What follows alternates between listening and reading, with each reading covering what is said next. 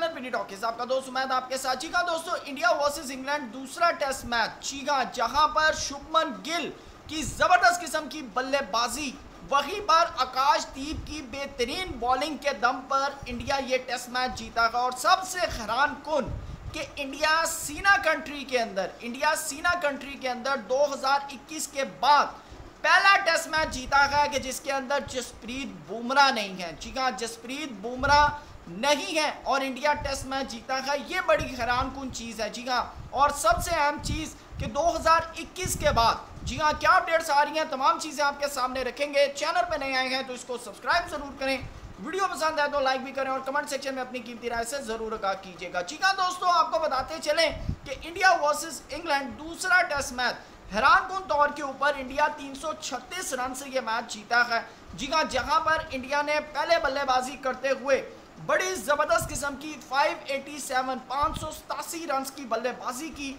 जहां पर शुभमन गिल ने बतौर कप्तान 269 रन बनाए। जी हाँ, बड़ा रिकॉर्ड उन्होंने अपने नाम किया एज अ टेस्ट कैप्टन। और उसके अलावा इंडियन बल्लेबाज होने के नाते बड़े बड़े यानी कि उन्होंने रिकॉर्ड इस टेस्ट मैच के अंदर जो है वो तोड़ेगा। लेकिन साथ उनका वहां पर साथ दिया रविंद्र जडेजा ने, अप्रॉक्सीमेटली जो है 200 रन की इन दोनों ने बल्लेबाजी की। लेकिन उसके जवाब में जब इंग्लैंड के बल्लेबाज आए तो आपको बताते चले कि जेम्स स्मिथ और हैरी ब्रूक ने 303 रन की एक शानदार बल्लेबाजी की। लेकिन उसके बावजूद इंग्लैंड 407 रन बना सका। जी हाँ, और वहां पर क्रेडिट जाता है खास तौर पर मोहम्मद सिराज को। लेकिन मैंने उस वक्त भी ये बात की थी कि मैं ज़्यादा क्रेडिट दूंगा कि आकाशदीप को, क्योंकि मोहम्मद सिराज ने जो 6 विकेट्स ली उसमें से ज़्यादातर विकेट्स टेल एंडर्स की थी। लेकिन जो आकाशदीप ने विकेट्स ली थी पहले इनिंग के अंदर, उसके अंदर बेन डकेट की विकेट थी, उसके बाद ओली पॉप की विकेट थी और उसके बाद हैरी ब्रूक की विकेट थी।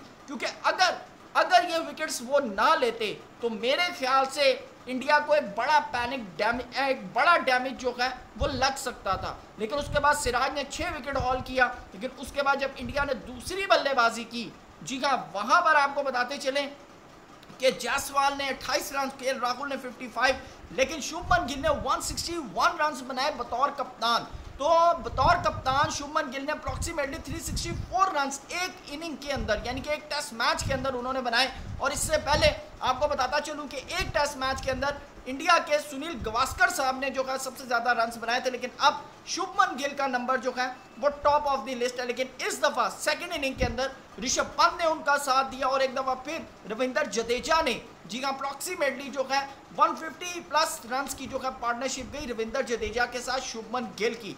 लेकिन जिस वक्त इंग्लैंड बल्लेबाजी करने आया तो दोस्तों इंग्लैंड को रोकने वाला जो था वो सिर्फ आकाशदीप था। जी हाँ, आकाशदीप ने दूसरी इनिंग के अंदर बेन डकेट को आउट किया, ओली पॉप को आउट किया, जॉय रूट को आउट किया, हैरी ब्रूक को उन्होंने आउट किया। तो यानी कि आउट क्लास किस्म। और फिर सबसे अहम चीज़ जेम्स स्मिथ को भी जो है आकाशदीप ने जो है वो आउट किया। और जेम्स स्मिथ ने दूसरी इनिंग के अंदर भी बड़ी शानदार बल्लेबाजी की, 88 रन उन्होंने बनाए हैं। जी हाँ, 88 के स्ट्राइक रेट से खेले, जिसमें 4 छक्के 9 चौके शामिल हैं। तो पहली दफ़ा ऐसा हुआ है कि इंडिया ने 2021 के बाद, जी हाँ, 2021 में ब्रिस्बेन के अंदर जो है जसप्रीत बुमराह के बगैर इंडिया ने टेस्ट मैच खेला था और वहाँ पर इंडिया जीता था। और उसके बीच जो इंडिया टेस्ट मैच जीता है, जी हाँ, वो जीता है बांग्लादेश के खिलाफ, जी हाँ, और उसके अलावा साउथ अफ्रीका के। लेकिन वो जो टेस्ट मैच थे वो सीना कंट्रीज़ के अंदर नहीं थे। जी हाँ, ये आप ज़हन में रखें, सीना कंट्रीज़ के अंदर नहीं थे, जहाँ पर जसप्रीत बुमराह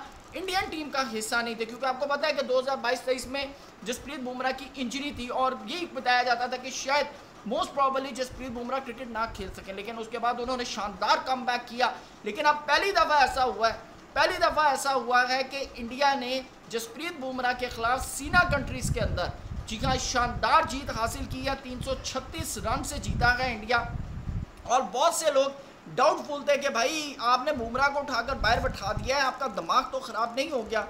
तो और सबसे अहम चीज़ कि अब इंग्लैंड को भी ये चीज़ पता चल गई है कि भाई अगर आप बैटिंग पैराडाइज बनाएंगे ना तो टॉस जीत कर जब आप इंडिया को बल्लेबाजी देंगे तो फिर इंडिया आपके साथ ये हाल ज़रूर करेगा।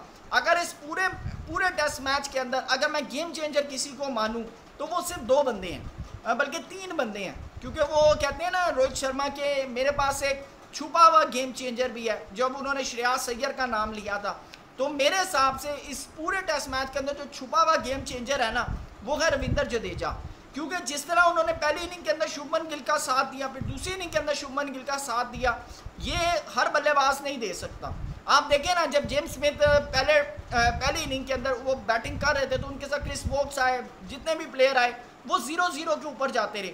मेरे ख्याल से अगर वहाँ पर कोई भी उनके साथ खड़ा हो जाता तो शायद जेम्स स्मिथ जो पहली इनिंग के अंदर नॉट आउट रहे हैं, तो शायद वो ये जो 407 रन इंग्लैंड ने बनाए हैं, शायद वो ये टारगेट भी पूरा कर सकते थे, लेकिन उनके साथ कोई विकेट स्टे नहीं की। तो सेम यही सिनेरियो जो है वो इंडिया के साथ रहा कि जद्दू ने शुभमन गिल का भरपूर साथ दिया। दूसरी इनिंग में तो ऋषभ पंत ने भी दिया, लेकिन जद्दू ने भरपूर साथ दिया। और सबसे ज़्यादा क्रेडिट जाता है आकाशदीप को, जिन्होंने 10 विकेटें ली, 4 विकेटें पहली इनिंग के अंदर और 6 विकेटें ली दूसरी इनिंग के अंदर। लेकिन सबसे अहम चीज़ कि मेन विकेट्स ली, game changing wicket, key players को आउट किया, जिसके अंदर बड़े बड़े नाम है, Ollie Pope, Ben Duckett, Harry Brook, और फिर जब दूसरे उसके अंदर आए तो फिर तो ज़्यादा बड़े नाम है, जिसके अंदर जेम्स स्मिथ भी शामिल है, उसके बाद हैरी ब्रूक भी शामिल है, फिर उसके बाद जो रूट भी शामिल है, बेन टकेट भी है, ऑली पॉप भी है। तो आउट क्लास जो परफॉर्मेंस रही बॉलिंग के अंदर वो आकाशदीप की रही, बैटिंग के अंदर जो रही वो शुभमन गिल की रही बतौर कप्तान भी, लेकिन जो सपोर्ट दिया कप्तान को